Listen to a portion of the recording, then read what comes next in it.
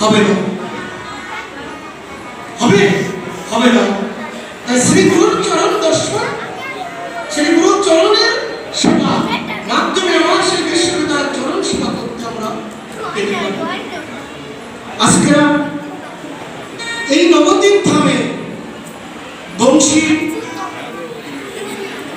শ্রী গুরুদেব আমাকে মহারাজ যে সেবা করেছিলেন, আজকে তিনি নিরন্তর ভাবে ভগবানের তিনি জগৎপুরকে যে শিক্ষা দান করেছেন, আমার চৈতন্য মহাপ্রভুর বদনতায়, আমার নিত্যানন্দের প্রভুর করুণায় আমরা ধন্যবাদ থেকে ধন্যাতীত হয়েছি।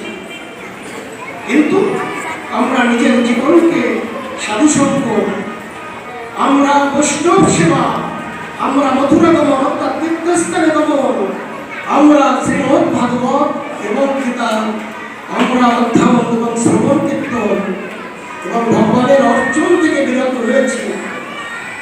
এই পাঁচটি জিনিস যদি জগৎজীবে মনুষ্যরূপে জন্মগ্রহণ করে যদি অনুসরণ না করতে পারি, তবে মনুষ্য জীবনই হচ্ছে বৃথা।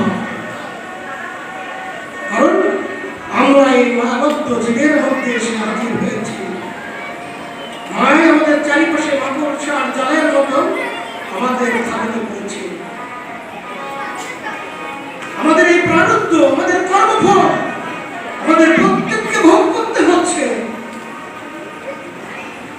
অর্থাৎ আমরা যতক্ষণ পর্যন্ত প্রারব্ধ কর্মফল থেকে না বেরোয় আমরা বচন সাধনে নিজেকে নিবৃত না করতে পারবো, ততক্ষণ পর্যন্ত সে আমরা নারায়ণের করুণা আমরা লাভ করতে পারবো না, আমরা সেই মধুরের দর্শন করতে পারবো না।